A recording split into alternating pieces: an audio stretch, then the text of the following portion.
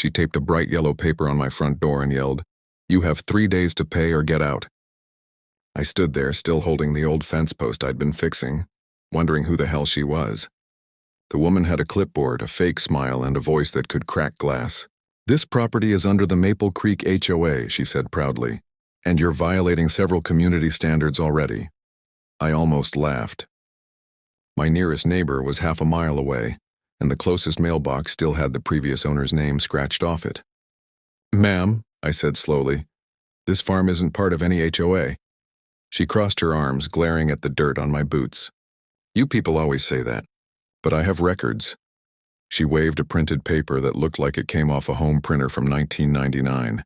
It had my name, but the address was wrong. When I pointed that out, she smirked. "You think a little typo saves you? I can have you evicted by Friday." I could feel my jaw tighten, but I stayed calm. Years in the service taught me that anger is how they win. I picked up the notice and looked it over again. Fake logo, no signature, no legal header. Just a threat. "Look," I said, "this land's been in my family for 60 years. It's not even inside your subdivision. I rebuilt this house myself after the storm. You don't own a single inch of it." She leaned closer, whispering like she wanted to scare me. "You'll wish you hadn't bought this place. The HOA always gets what it wants."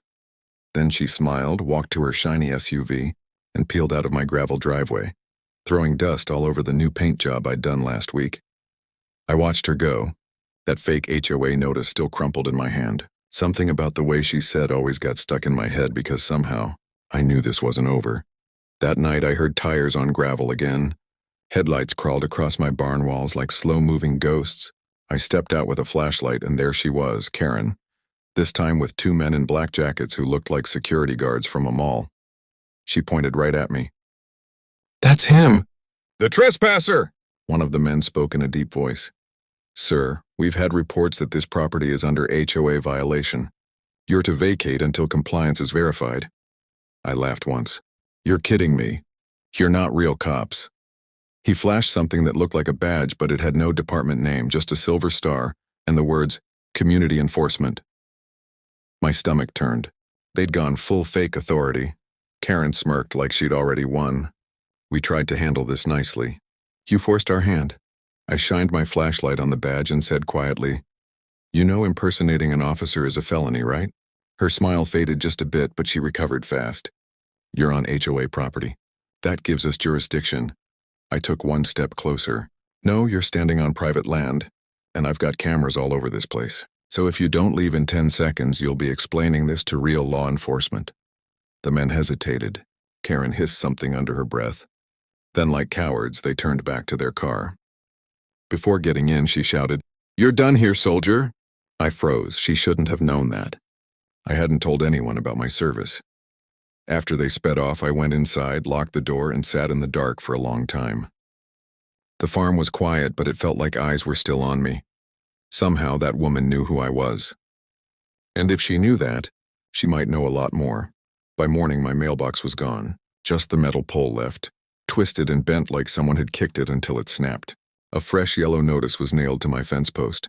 "Final warning, property and seizure process." I took a deep breath, folded it neatly, and slipped it into my pocket. That wasn't printed on government paper either. It was another HOA fake. But now they'd crossed into criminal territory. I walked to the porch, coffee in hand, watching the mist roll off my fields. Then a car pulled up, an old blue truck. It was Jake, my neighbor from down the road.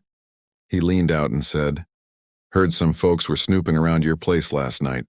Everything all right?" "Not yet," I said, handing him the crumpled notice. He read it, whistled low. "That woman's trouble. She did this to the previous owner, too. Tried to fine him for keeping chickens on a farm. She said something strange last night," I told him. "She called me soldier." Jake's eyes narrowed. "Then she's digging. You sure she doesn't have someone feeding her info?" I didn't answer, because that same thought had been burning in my head since dawn. Only one person in this county knew my full record, Sheriff McCall. We served together overseas, and when I moved here, he promised my name wouldn't end up on any public lists. I went inside, opened my laptop, and checked the property records. Sure enough, a new document had been added, dated yesterday. It claimed the Maple Creek HOA had extended its boundaries to include my land. Except there was one problem. The signature at the bottom was Sheriff McCall's. I just stared at the screen, my hand tightening around the mouse. Karen wasn't working alone. I drove straight to the sheriff's office. The small-town kind where coffee smells stronger than justice and everyone knows when a stranger walks in. McCall looked up from his desk, surprise flickering across his face before he stood. "Well, I'll be," he said. "Didn't expect you this early." I dropped the printed HOA document in front of him. "You mind explaining why your signature's on this?" He glanced at it, then leaned back in his chair. "That's the first time I've seen that paper, son." "Then someone forged your name," I said. "And they used it to claim my land belongs to an HOA that doesn't even exist in county records." McCall frowned, rubbing the bridge of his nose. "Karen Miles," he muttered. "She's been a thorn in everyone's side. Her brother's on the zoning board, she gets away with too much. So she forged county documents? Wouldn't surprise me," he said, "but if she's got my signature, that means she got into county servers. That's not a backyard operation." Before he could say more, the phone on his desk buzzed. He answered, nodded slowly, then looked right at me. "You better get home. Someone just filed a police report saying you threatened HOA officers with a weapon." I felt the blood drain from my face. "That's a lie." "I know," McCall said, standing up. "But I've got to send a unit to check protocol." By the time I pulled into my driveway, 2 patrol cars were already there. Karen stood beside them, fake tears in her eyes, pointing at me like she'd just survived a war. "That's him!" "He aimed a rifle at us," she cried. I stepped out calmly, hands visible. "That's not true." The younger officer looked uneasy. "Sir, we just need to clear things up." Karen folded her arms, smug again. "Arrest him if he resists." McCall's car rolled up just then. He got out, glaring at her. "Karen, funny thing. Our system logs show someone accessed county files from your HOA's IP address." Her face twitched. He turned to me. "Don't say a word.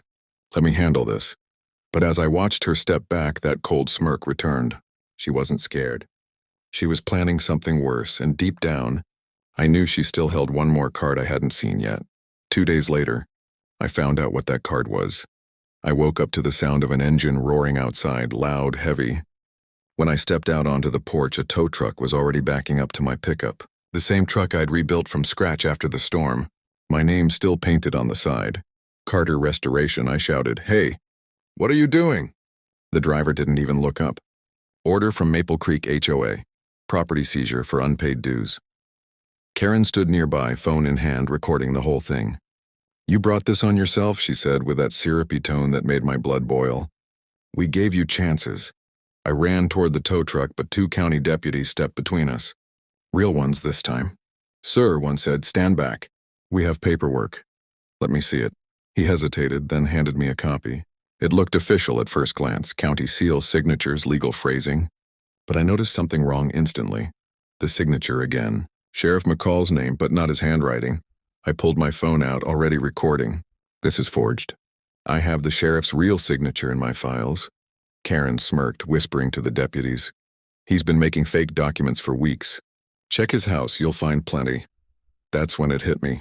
She wasn't trying to find me anymore. She was setting me up. I heard one of the deputies radio something in, then turned toward me. "Sir, we're going to need to step inside your residence." McCall pulled up right then, lights flashing, face pale as chalk. He jumped out yelling, "Don't touch that truck!" and snatched the fake order from the deputy's hand.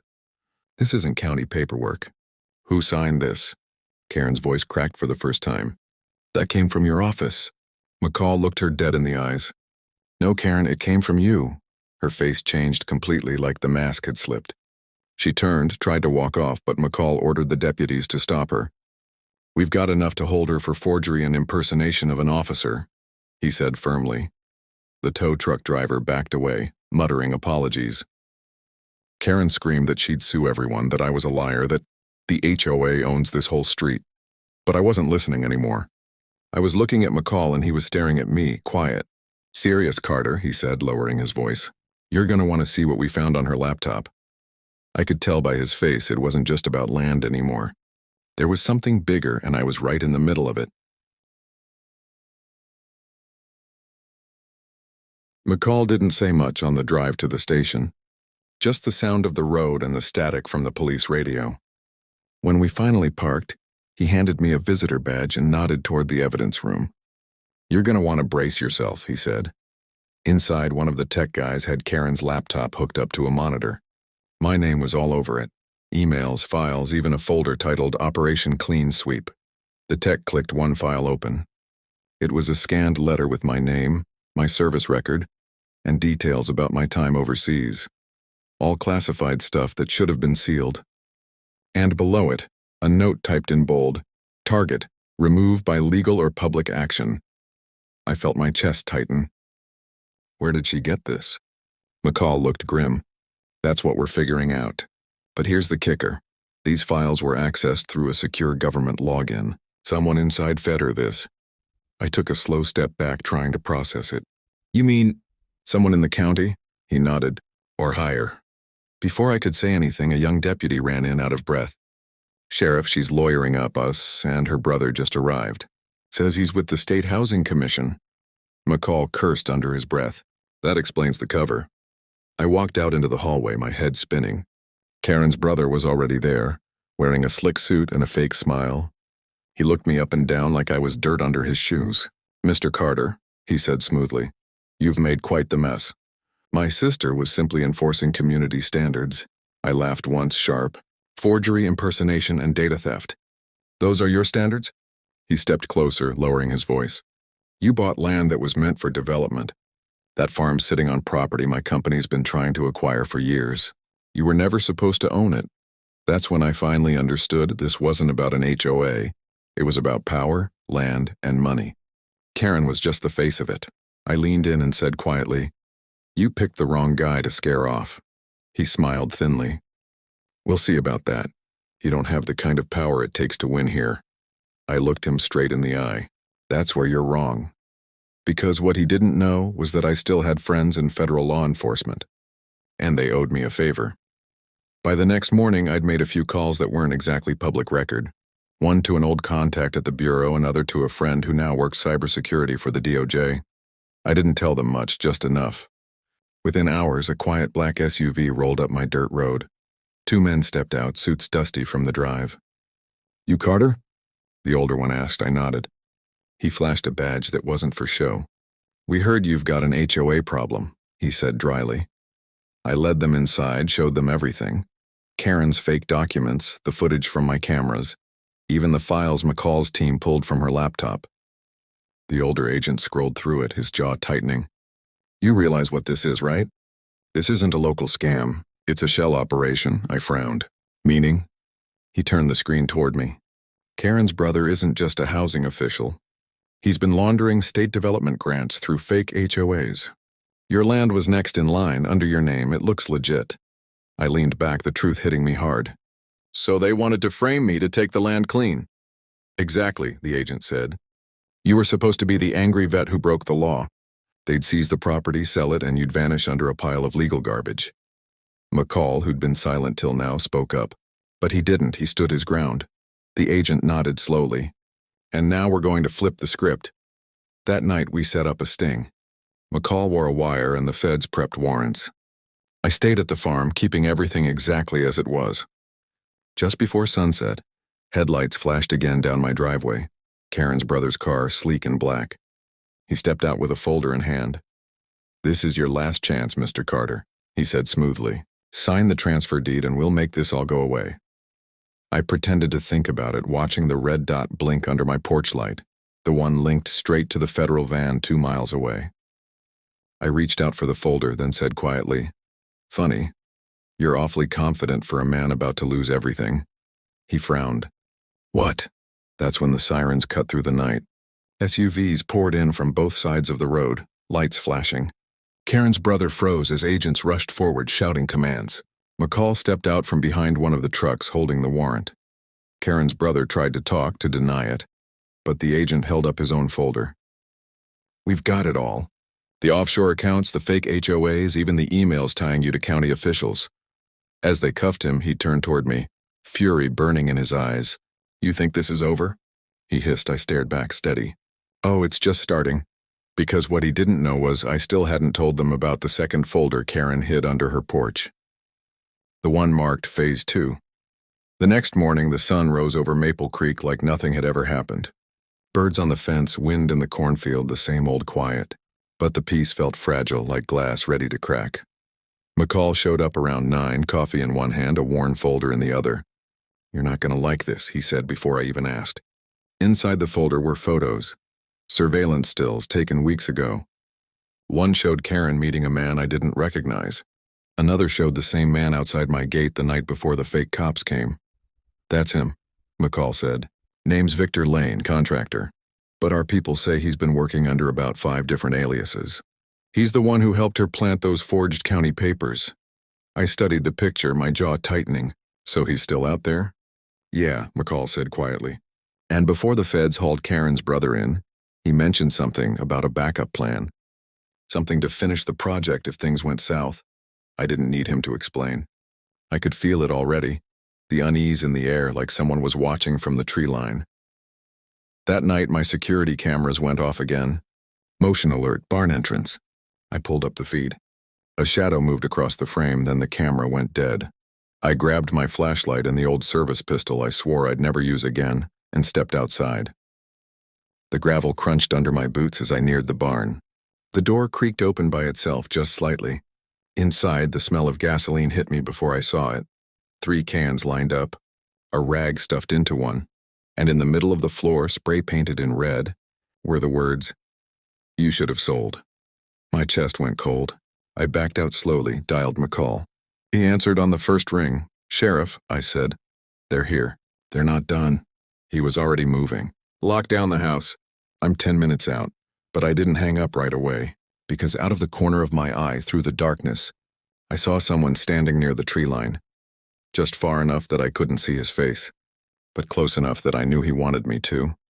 He raised his hand slowly and pointed right at the house, then he vanished into the woods.